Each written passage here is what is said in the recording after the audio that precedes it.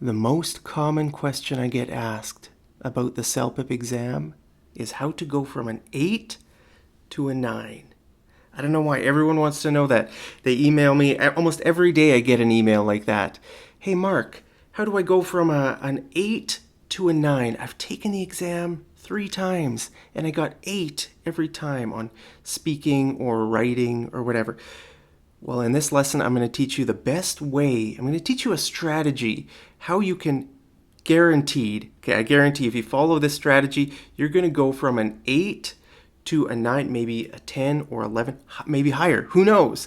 Okay, and the secret is that you need to use better vocabulary. Better vocabulary. Okay, so what do I mean by that? Well, remember in my last lesson, I said you need to prove to the CELPIP evaluators that your English is great.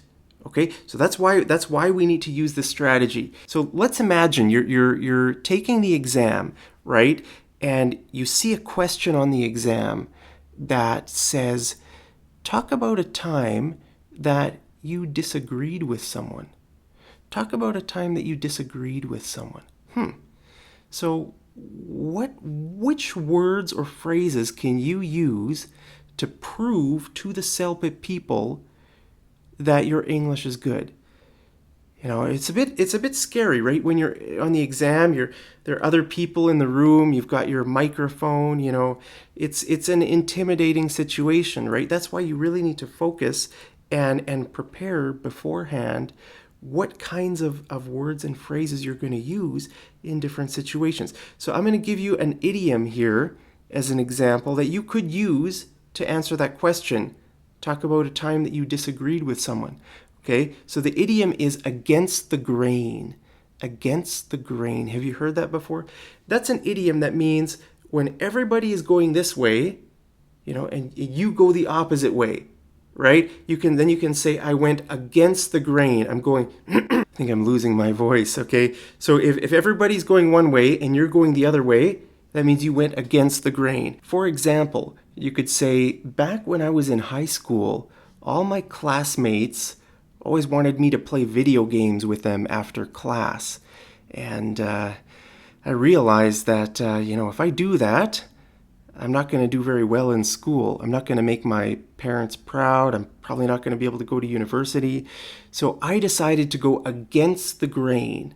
Okay, so all my classmates were playing video games. I decided to go against the grain and really try hard in my studies. Okay, so you could say that, or here's another example. Let's say the question is on the exam. The CELPIP question is something about your company. The company you work for is trying to decide whether they should build a gym in the company building or if they should build a coffee shop.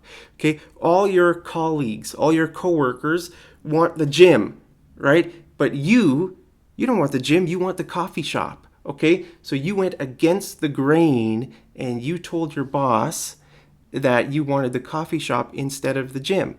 Okay, so that's another example how you're going against the grain, right? Or here's another example. Let's say you're at a restaurant with your family and all your family is ordering pizza, right? But you don't want pizza, you want to eat something else. So you could say, we were at a restaurant, my whole family was ordering pizza, but I went against the grain and I ordered something else, whatever you want. Okay, so this is an idiom. Okay, against the grain is an idiom. Now, it's actually one of the idioms from my book. I've written several books on idioms and phrasal verbs. Okay, so here's the tip I want to give you. Okay, just use one of my books and every day study for 10 minutes. Okay, 10 minutes, that's not very long, right? Just take 10 minutes in the morning or in the evening. That's it. Okay, and look at 5 idioms. Okay, 5 idioms, just spend maybe 2 or 3 minutes for each idiom and just think about the idiom. And in my books, I give examples. So, you could use those examples, but what I want you to do is when you look at the idiom, right, I want you to imagine how you can use this idiom on the exam. Think about a situation, right? Like I just gave you the idiom against the grain, right? And I just thought about different situations I could use this in. maybe if it's a question about my family at a restaurant, or about my boss at work, or about something in the past that happened. Okay, so there's so many situations where you can use an idiom. Okay, so I want you to imagine how you can use this, so that you kind of like you put it deep in your brain, so that when you're taking the exam, right, then you can sort of remember what some of these idioms are, and you'll get a much higher score. Okay, if you use an idiom like this, I went against the grain, that's exactly what the CELPIP evaluators want to see, either in your speaking or your writing. So you can use this. You can use this strategy for your speaking and your writing, and it's going to help you go from an 8 to a 9 to a 10, 11, maybe even a 12. Remember in my last video, here's some loud noises coming from outside. I'm staying in an Airbnb here in Costa Rica, so sometimes there are some loud noises. I miss my studio back in Canada, so hopefully I can go back to my studio in Canada soon. But I just want to make some CELPIP videos, because people have been asking me questions, and I want to help you pass the exam. So I recently got an email. Actually, my next video, we're going to take a look at someone speaking someone's file, audio file. Okay, and I'm going to evaluate it. I'm going to give some suggestions. Okay, so stick around for that video. I'll post it up here somewhere at the end of this video if you want to listen to that person's answer. And now they told me that they've gotten 8 every time they've taken the exam. So that's why I'm making this video, because I want to help that person go from an 8 to a 9 to a 10. This strategy is going to at least help you get a 9 or a 10. Right? So every day you take 10 minutes, right? You use one of my books. It doesn't matter if it's an idiom book or a phrasal verbs book. Just pick one that you think is best. Okay, and you're gonna use that book every day for 10 minutes for 20 days. Each of my books have 101 either idioms or phrasal verbs. Okay, so if you do 5 every day, 5 idioms every day, and you think about them for a few minutes, right? In 20 days, it'll be 100, and you'll be finished my book. Okay, so that's why I think 20 days would be a great amount. So we're just gonna take a look at a few more examples from one of my idioms books here, just so you can see this in real. So you can see me sort of talking you through this, okay? And so the next one we're going to look at is break the bank, okay? Break the bank is an idiom that means something costs a lot of money, or it ruins you financially. You hear those people playing some music? One of my neighbors here in the Airbnb next to me, I think they're playing some.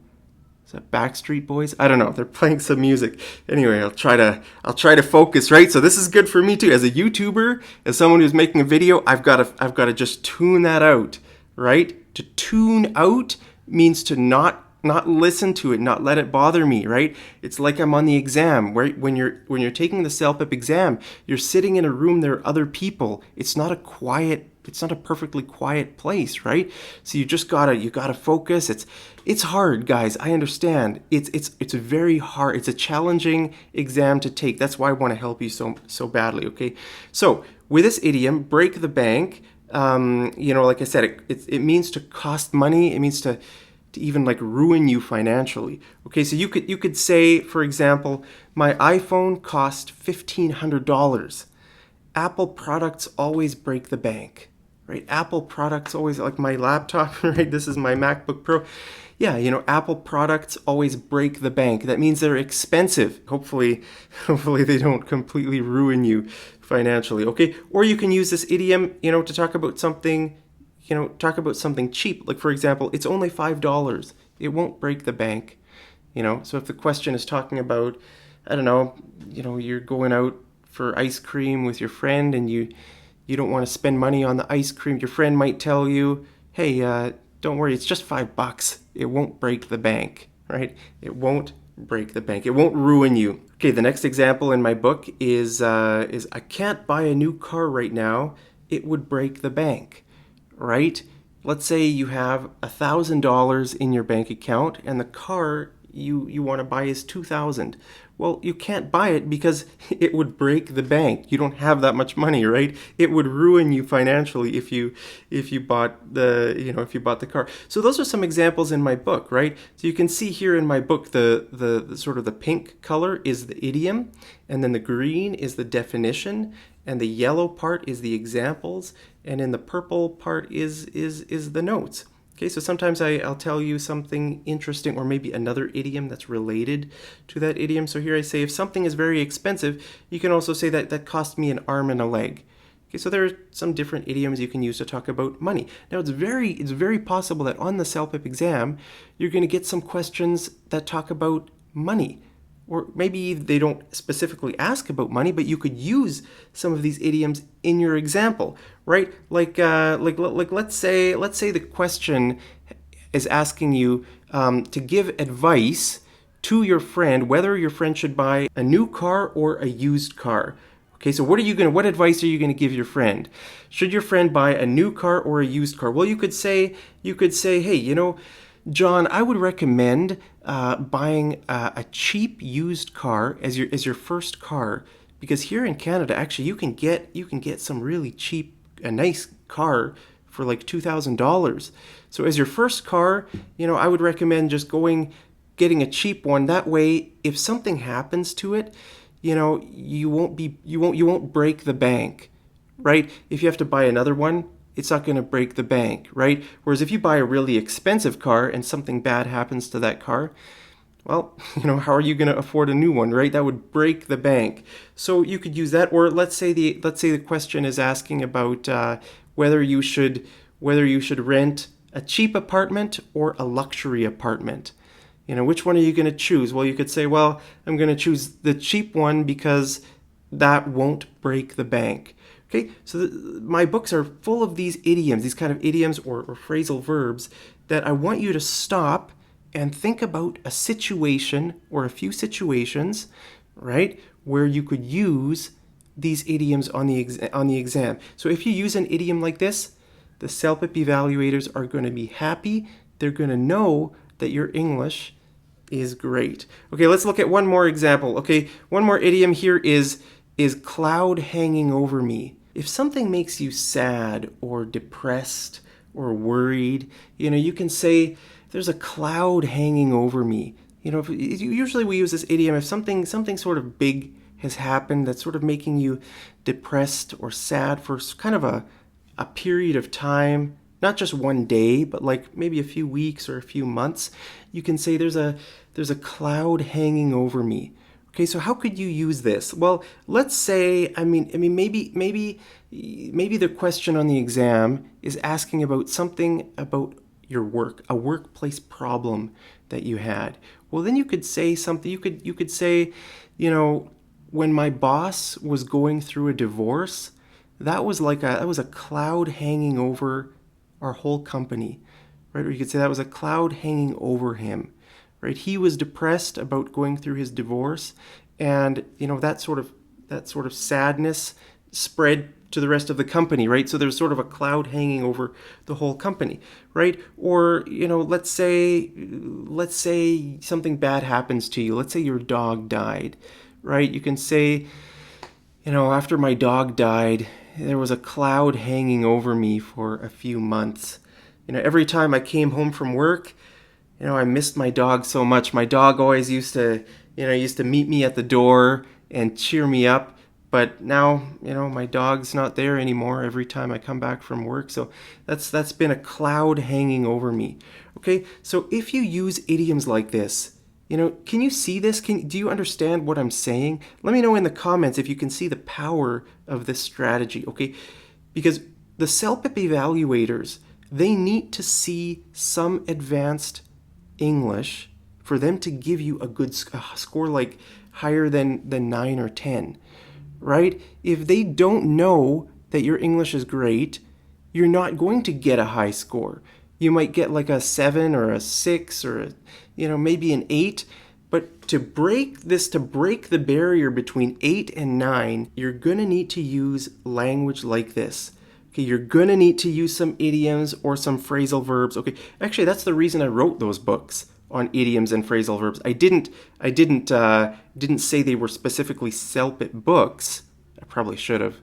More people would have bought my books if I had put CELPIP on there, but I didn't. The reason I wrote these books was because I could clearly see this problem for all my CELPIP students. Okay, a lot of people have this problem where they're stuck at 8 and they need to go from 8 to a 9 or to a 10. Okay, so I guarantee you I've helped people before and this has worked 100%. Okay, so if you follow this strategy, right, just 10 minutes every day, just look at 5 idioms and think about the examples of, how you could use these on the exams, or on, not exams. Hopefully you only have to take one exam.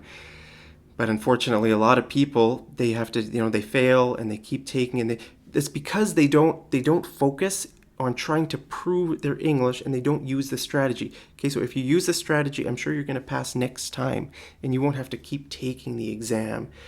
And hopefully it won't be exams. It'll just be one more exam and then you'll be done with it.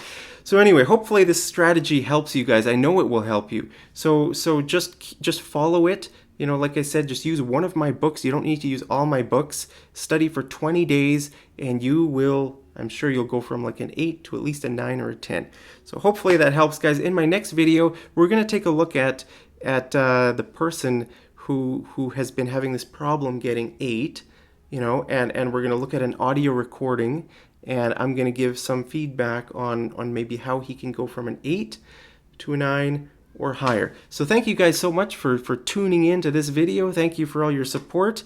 Hope you're having a great day wherever you are, and I look forward to seeing you over in the next video. And I'm going to be making a few more CELPIP videos like this to help you.